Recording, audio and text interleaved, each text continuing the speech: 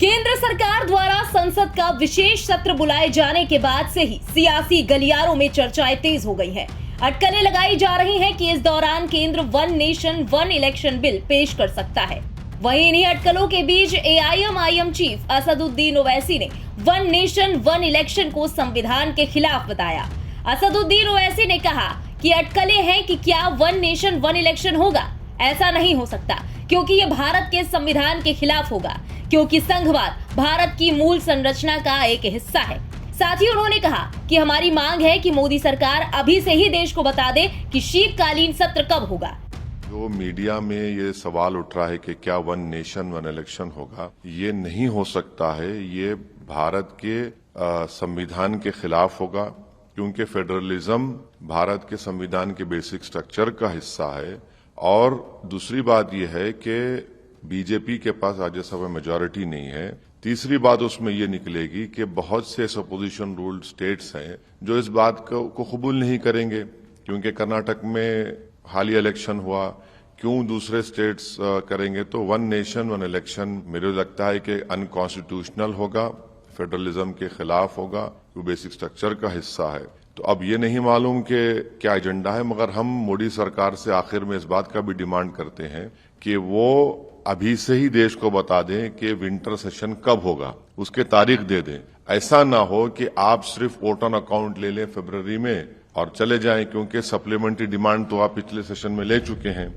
वहीं 5 बैठकों में होने वाले इस सत्र को लेकर ओवैसी ने केंद्र के सामने 5 मांगे रखी। आप भी सुनिए उन्होंने क्या कुछ कहा। पार्लियामेंट सेशन को बुलाना तो ये तो कॉन्स्टिट्यूशनली सरकार के हाथ में है, इसमें हमको कोई ऑब्जेक्शन नहीं है।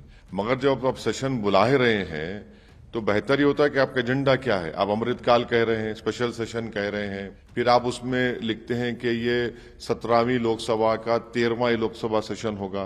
तो इसका मतलब क्या है? ठीक है, आप बुला रहे हैं, तो जब आप बुला ही रहे हैं तो आप इस स्पेशल सेशन में हम फिर से कह रहे हैं कि चीन जो भारत की जमीन पर कब्जा करके बैठा है डेप्सांग डेमचाक में 2000 स्क्वायर किलोमीटर पर, उस पर फॉरेन डिस्कशन लगाइए, डरिए मत। और दूसरा, आप इसरो के साइंटिस्ट को बुलाकर अगर नई बिल्डिंग में करा रहे हैं तो उनको और नीरज चोपड़ा को सम्मान करिए, उनको ऑनर करिए। तीसरा, रोहिणी कमीशन की रिपोर्ट आ चुकी है, तो हम मोदी सरकार से कह रहे हैं कि आप खुद नरेंद्र मोदी ओबीसी हैं, तो उनको 50% की रिजर्वेशन लिमिट को आप क्रॉस करिए और भारत की लोकसभा में राज्यसभा में एक बिल को लेकर आइए।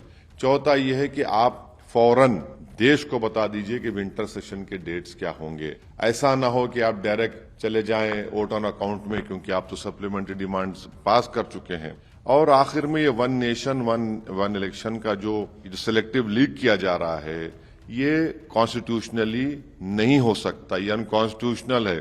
फेडरलिज्म भारत के संविधान के बेसिक स्ट्रक्चर का हिस्सा है। बीजेपी के पास राज्यसभा में मेजॉरिटी नहीं है, कॉन्स्टिट्यूशनल अमेंडमेंट होगा, क्यों स्टेट्स तैयार होंगे।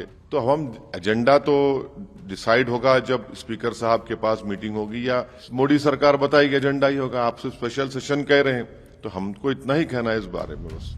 गौरतलब है कि वन नेशन वन इलेक्शन के लिए केंद्र सरकार ने एक कमेटी का गठन किया है। वन नेशन वन इलेक्शन के लिए बनाई गई इस कमेटी की अध्यक्षता पूर्व राष्ट्रपति रामनाथ कोविंद करेंगे। बता दें कि इससे पहले केंद्र सरकार ने 18 से 22 सितंबर तक संसद का विशेष सत्र बुलाए जाने की भी जानकारी दी थी। ऐसे में कयास लगाए जा रहे हैं कि संसद के विशेष सत्र में one nation one election bill को पेश किया जा सकता है। एक देश एक चुनाव का मतलब है कि देश में होने वाले सारे चुनाव एक साथ ही होंगे। वहीं इसको लेकर अब विपक्ष सरकार की मंशा पर सवाल खड़े कर रहा है। बहरहाल अब देखना होगा कि इस विशेष सत्र में किन मुद्दों पर चर्चा होती है और आने वाले चुनावों पर इसका क्या असर पड़ता है।